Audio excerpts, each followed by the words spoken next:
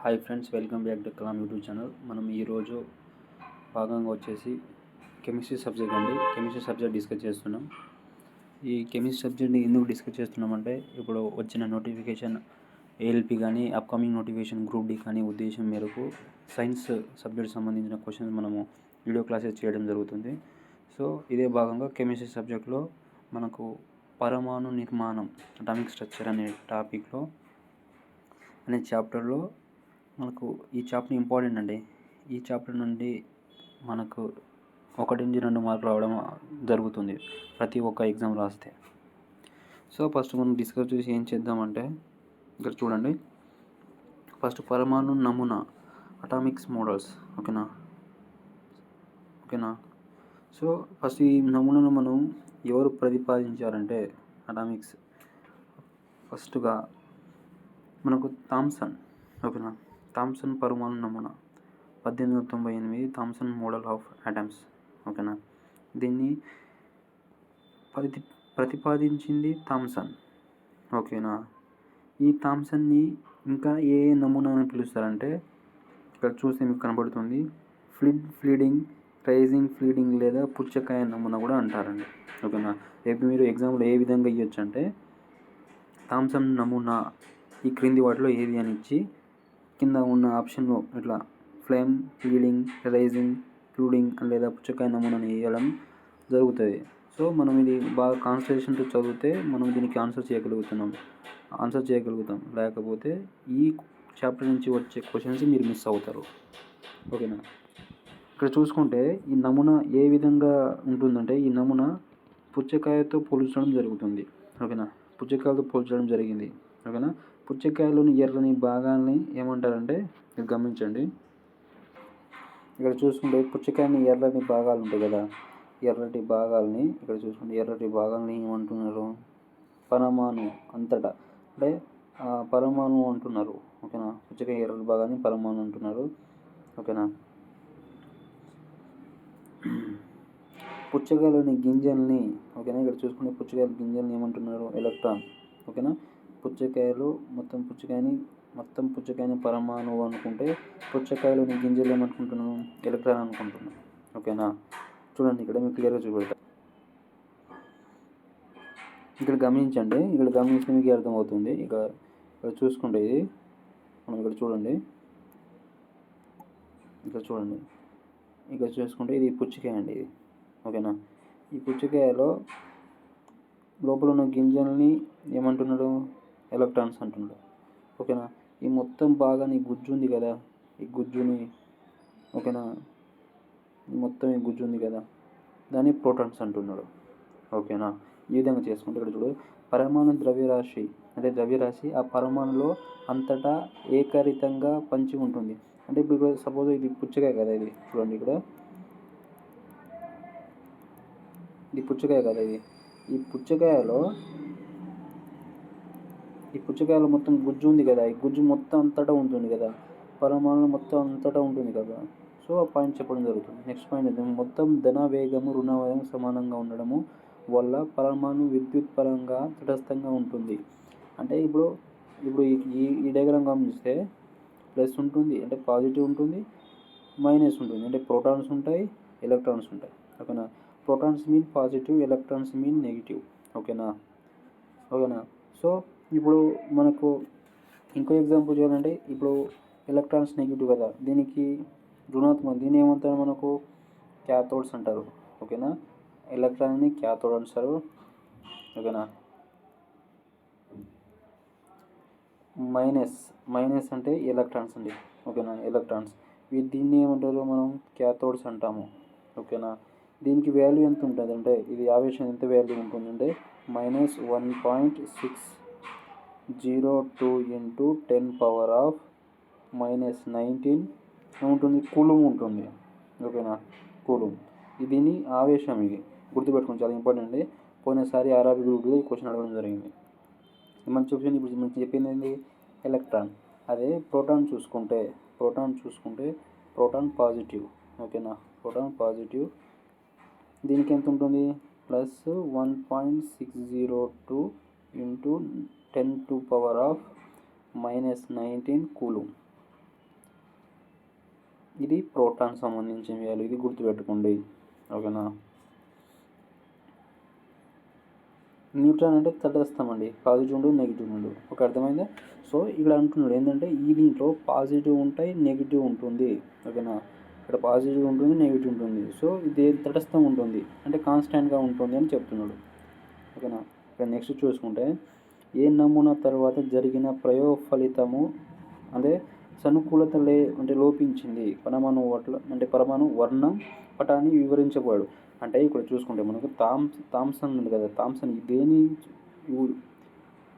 వర్ణించలేకపోయాడు అంటే వర్ణపటాన్ని సరిగా వర్ణించలేడు. ఓకేనా. థామ్సన్ వర్ణపటాన్ని సరిగా వర్ణించలేదు. సో థామ్సన్ మోడల్ ఈ నమూనా మాత్రం ఏమిది పరిగణలోకి తీసుకోలేదు, అంటే మనము దీన్ని వాడుకోలేదు. థామ్సన్ చెప్పిన మోడల్ని మనం యూజ్ చేయట్లేదు. ఓకేనా. నేను మీకు తెలిసే విషయం ఏంటంటే మనకు వాయు విద్యుస్కాంతంపై ఓకేనా వాయు విద్యుస్కాంతం పైన సిద్ధాంతాన్ని కనుక్కున్న థామ్సన్కి 1906 థామ్సన్ గారికి 1906లో నోబెల్ ప్రైజ్ వచ్చింది.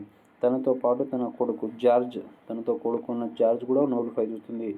అలాగే తన 7 శిష్యులు అంటే థామ్సన్కి 7 శిష్యులు ఉండేవారు. ఓకేనా. థామ్సన్కి 7 శిష్యులు ఉండేవారు. ఆ 7 నోబెల్ ప్రైజ్ వచ్చింది.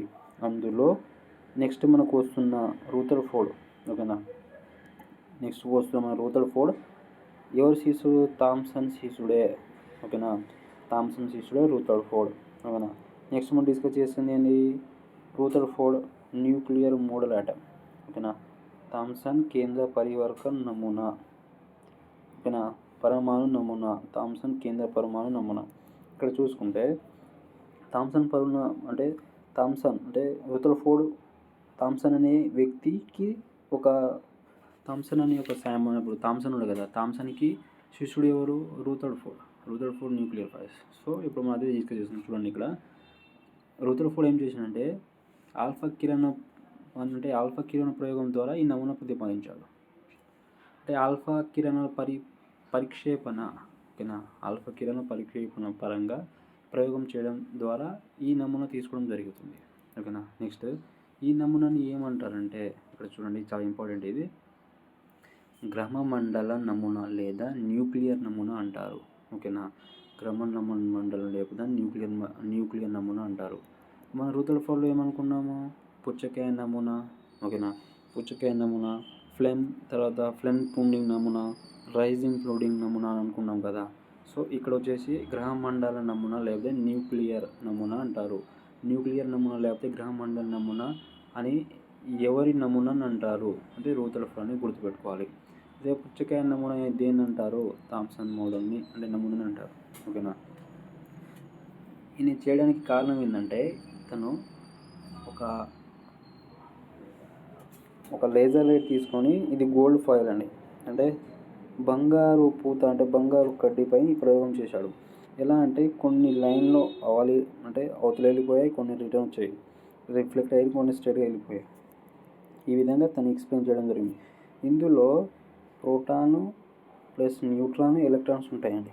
ఓకేనా. Proton plus neutrons. ఓకేనా. ప్రోటాన్ ప్లస్ న్యూట్రాన్స్ ఏమనుకున్నాడు? న్యూక్లియర్స్ అంటున్నాడు. ప్రోటాన్ ప్లస్ న్యూట్రాన్స్ని న్యూక్లియర్స్ అంటున్నాడు. ఓకేనా. ఇక్కడ చూసుకుంటే ఒక పాయింట్ గమనించండి. ఓకేనా. ఇక్కడ నెక్స్ట్ పాయింట్ గమనించండి. అంటే పరమాణులో 2 రకాల బలాలు పని చేస్తాయి. ఓకేనా.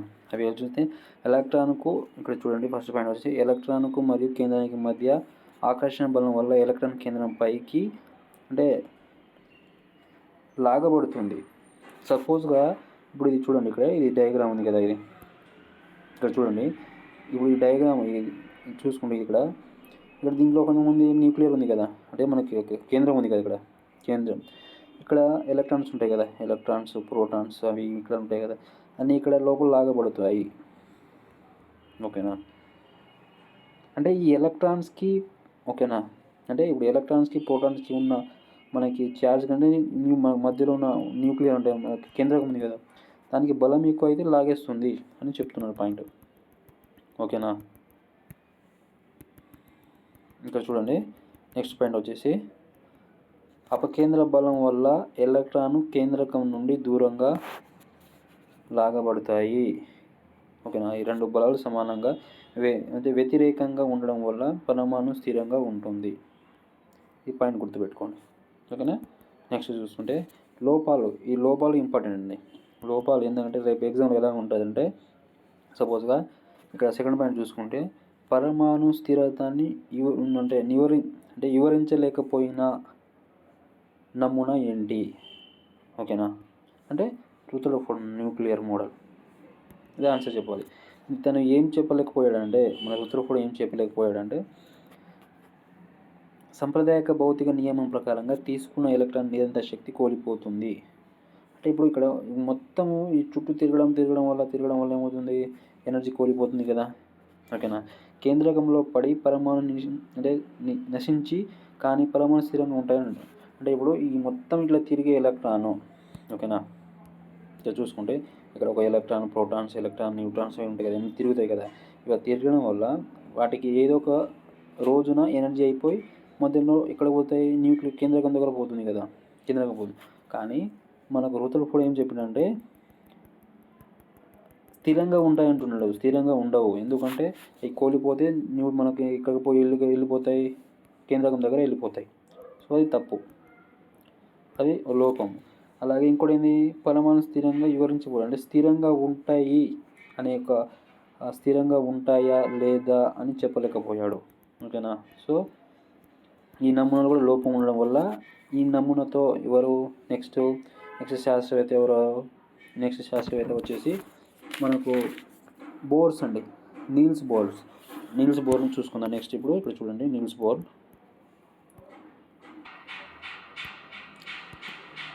ఇంకా గమనించండి నీల్స్ బోర్ను.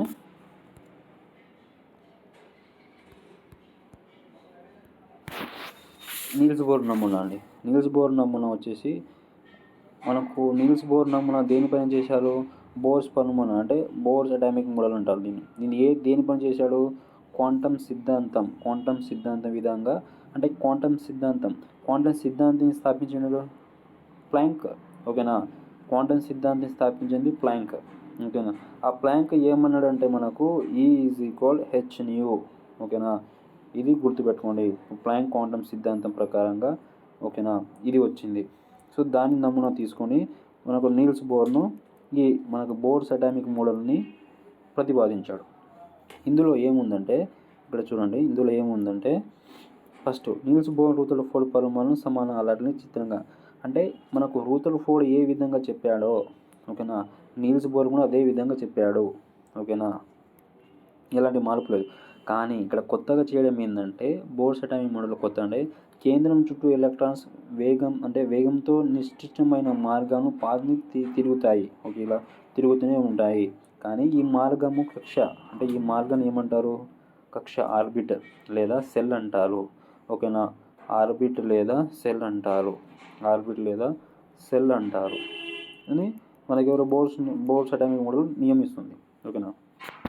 ఎలక్ట్రాన్ తన క్షేత్రంలో తిరుగుతున్న కాలం శక్తి స్థిరంగా ఉంటుంది. అంటే ఇప్పుడు ఇక్కడ ఇది ఆర్బిట్ కదా, ఈ ఆర్బిట్లో తిరుగుతున్న ఎలక్ట్రాన్స్ ఉంటాయి కదా, తిరిగేంత కొద్దీ తన ఎనర్జీ ఎలా ఉంటుంది, కాన్స్టాంట్గా ఉంటుంది, స్థిరంగా ఉంటుంది అని చెప్తున్నాడు. ఓకేనా. నెక్స్ట్ చూసుకుంటే అది దీనివల్లనే అక్షయం స్థిర కక్షం అంటే స్టేషనరీ ఆర్బిట్ లేదా స్టేషనరీ సెల్స్ అంటారు. కానీ కాన్స్టాంట్ ఎక్కడనే ఉంటుంది, ఎక్కడనే తిరుగుతూనే ఉంటుంది. ఓకేనా. దాన్ని స్టేషనరీ ఆర్బిట్ లేదా స్టేషనరీ సెల్స్ అంటారు. ఓకేనా. నెక్స్ట్ ఈ సెల్స్కి ఏమని పెట్టాడంటే ఇక్కడ మీరు ఈ డయాగ్రామ్ చూడండి, మీకు అర్థమైంది చూడండి. ఇక్కడ ఫస్ట్ N1 N2 N3. ఓకేనా. వాటిని ఏమన్నాడు, స్మాల్ n = 1 2 3 అని పేరు పెట్టడం జరిగింది. ఓకేనా. దీనికే 1 2 3 నెక్స్ట్ 4 అనుకుంటుంది. దీని పేరు ఏం పెట్టాడు, పేరు చూసుకుంటే ఇక్కడ K, ఇక్కడ చూడండి n = 1 2 3 4. ఓకేనా. వీటికి ఏం పేరు పెట్టాడంటే చూడండి ఇక్కడ KLMN. ఓకేనా. ఈ పేరు పెట్టడం జరిగింది. ఓకేనా. ఈ సెల్కి ఫస్ట్ మన n = స్మాల్ n = 1 2 3 4. వాటి పేరు ఏమనుకోండి కే షెల్, ఎల్ షెల్, ఎం షెల్, ఎన్ షెల్. ఓకేనా, ఈ విధంగా ఎవరు ప్రతిపాదించారు? బోర్స్ అటామిక్ మోడల్లో చెప్పడం జరిగింది. ఓకేనా. ఇక్కడ నెక్స్ట్ పాయింట్ చూసుకుంటే కేంద్రకానికి దగ్గర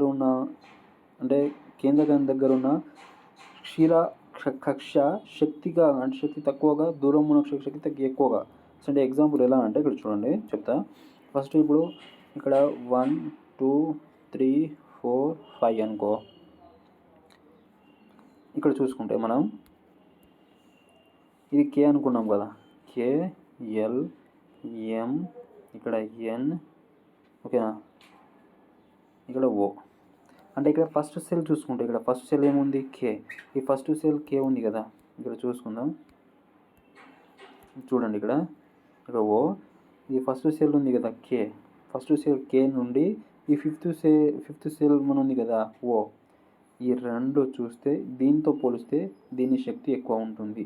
అంటే ఇప్పుడు కేంద్రకం నుండి కేంద్రకి దూరం పోయే కొలది శక్తి ఎక్కువ ఉంటుంది. ఓకేనా, అంటే ఇక్కడ కేంద్రకం ఉంది, కేంద్రకం నుంచి దూరం పోయేది. అంటే ఇది 1వ సెల్, 2వ సెల్, 3వ సెల్, 4వ సెల్, 5వ సెల్. అంటే 1వ సెల్కి 2వ సెల్కి తేడా ఉంటుంది కదా. సో 1వ సెల్కి తక్కువ ఉంటుంది శక్తి, 5వ సెల్కి ఎక్కువ ఉంటుంది. అదే ఎక్స్ప్లెయిన్ చేస్తున్నాడు. ఈ పాయింట్ ఇంపార్టెంట్, గుర్తుపెట్టుకోండి. ఓకేనా, చూడండి. కేంద్రకం దగ్గర ఉన్న స్థిర శక్తి తక్కువగా, దూరం ఉన్న శక్తి ఎక్కువగా ఉంటుంది. ఈ పాయింట్ గుర్తుపెట్టుకోండి. ఓకేనా, ఇక్కడ చూసుకోండి, ఈ పాయింట్ గుర్తుపెట్టుకోండి. నెక్స్ట్ ఎలక్ట్రాన్లు ఎక్కువ. ఓకేనా, ఎలక్ట్రాన్లు ఎక్కువ గల ఒక కక్షలోని వెళ్ళడానికి శక్తి గ్రహించడము, తక్కువ శక్తి గల కక్షను వెళ్ళడానికి శక్తి కోల్పోవడం జరుగుతుంది. ఓకే. నెక్స్ట్ ఇక్కడ చూసుకుంటే తన నమూనా హైడ్రోజన్ పట్టణాన్ని మరియు అంటే హైడ్రోజన్ లాంటి, సపోజ్గా హైడ్రోజన్ ఉంది కదా, హైడ్రోజన్ లాంటి ఎలిమెంట్స్ ఉన్నాయి కదా, ఎలిమెంట్స్ మాత్రమే ఈ నమూనా వర్తిస్తుంది. కానీ హీలియం, ఓకేనా, హీలియం కానీ లిథియం కానీ ఇతర ఎలిమెంట్స్ ఏముంటాయి వాటికి ఈ నమూనా వర్తించట్లేదు. ఓకేనా. సో ఇక్కడ లోపాలు చూసుకుంటే బహు ఎలక్ట్రాన్ పరమాణువులు వర్గం పటాలను వివరించలేకపోయాడు. అంటే ఒకటే వర్ణాన్ని పటాన్ని వివరించాడు, కానీ అంటే వేరే ఎలిమెంట్స్ వాటిని ఎక్స్ప్లెయిన్ చేయలేకపోయాడు. ఓకేనా. నెక్స్ట్ అంటే జీమన్ ఎఫెక్ట్ అంటే జీమన్ ఫలితాలు కూడా ఎక్స్ప్లెయిన్ చేయలేకపోయాడు. ఓకేనా.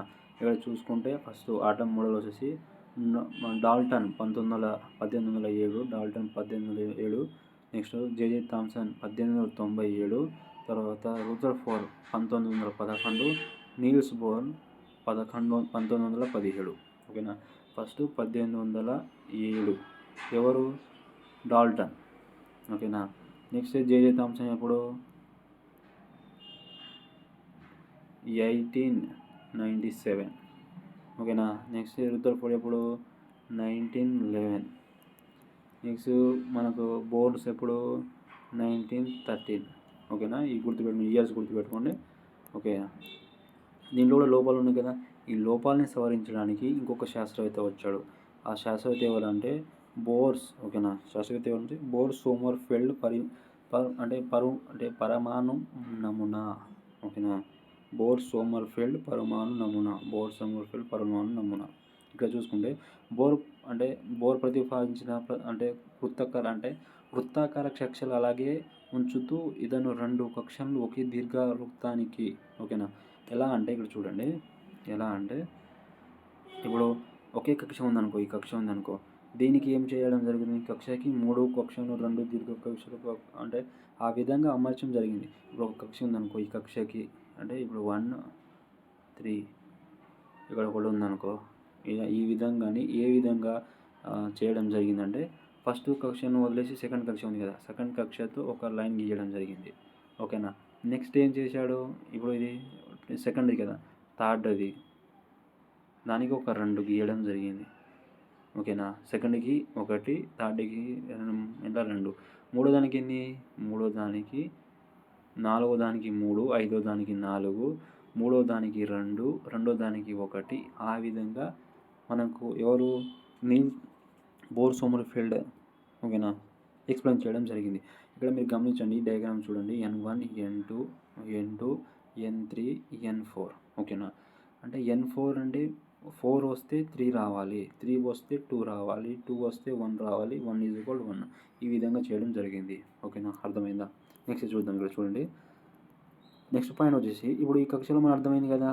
అంటే ఇక్కడ N1 N2 N3 N4 కదా, ఈ విధంగా చేయడం జరిగింది ఓకేనా. నెక్స్ట్ ఇందులోనే ఈ పాయింట్ గమనించండి. సో మనం అంతకుముందు డిస్కస్ చేసాం కదా, దాంట్లో మనకు ఏం కంప్లీట్ అయిపోయింది, దాంతో ఈ బోర్ సోమర్ఫెల్డ్ పరిమాణం అంటే పరమాణు నమూనా కంప్లీట్ అయిపోయింది. నెక్స్ట్ వచ్చేసి ఏ శాస్త్రవేత్త అంటే డి బ్రోగ్లీ ఓకేనా. డి బ్రోగ్లీ అనే శాస్త్రవేత్త ఏం చెప్పాడంటే కాంతి వీక్షణ అంటే ప్రోటాను మాదిరిగానే ఎలక్ట్రాన్ కూడా అంటే ద్రవ్య వేగముతో పాటు తరంగ ధైర్యం వేవ్లెంత్ కూడా ఉంటుందని డి బ్రోగ్లీ గారు చెప్పడం జరిగింది. డి బ్రోగ్లీ ఓకేనా. ఇక్కడ చూడండి, డి బ్రోగ్లీ ఏం చెప్పడం జరుగుతుందంటే మనకు కాంతి ఉంది కదా, కాంతి అంటే వివర్తన ఉంది కదా, కాంతి వికిరణంతో పాటు వేవ్ లెంత్ ఓకేనా, కాంతి వేవ్ లెంత్ కూడా ఉంటుందని ఎవరు చెప్పడం, మనకు డి బ్రోగ్లీ గారు చెప్పడం జరిగింది. అలాగే ఎలక్ట్రాన్ చాలా ఇంపార్టెంట్, చూడండి ఇక్కడ పాయింట్, ఇక్కడ చూడండి ఈ పాయింట్ చూడండి. ఎలక్ట్రాన్కు కణ తరంగ స్వభావం ద్విస్వభావము ఓకేనా, డ్యూయల్ బిహేవియర్ ఉంటుంది ఓకేనా. ఎలక్ట్రాన్ కణ ఉంటుంది, తరంగ ధైర్యం కూడా ఉంటుంది, తరంగ స్వభావం ఉంటుంది. ఎవరు చెప్పారు? రేపు మన ఎగ్జామ్లో ఏ విధంగా అడగవచ్చు అంటే ఎలక్ట్రాన్కు కణ మరియు తరంగ స్వభావము అంటే ద్విస్వభావము డ్యూయల్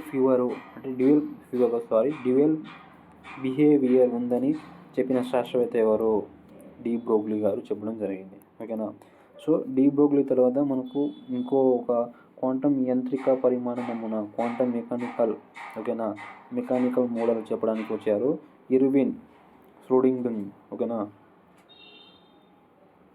ఇర్విన్ ష్రోడింగర్ ఓకేనా. Irwin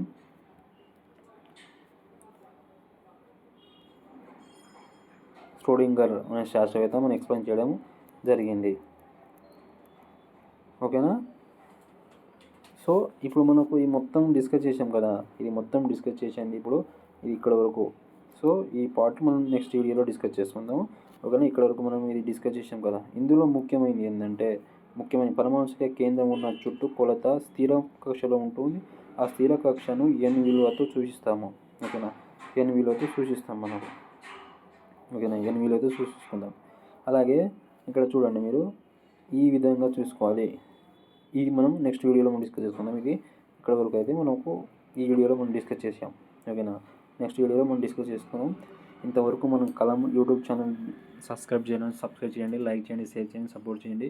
ALP, group D, RPF సంబంధించిన అర్థమెటిక్, రీజనింగ్, సైన్సెస్ సబ్జెక్ట్ మన యూట్యూబ్ ఛానల్లో ఉంటుంది. సపోర్ట్ చేయండి, లైక్ చేయండి. ఈ వీడియో మీకు నచ్చింది అనుకుంటా, షేర్ చేయండి. Thank you for everyone.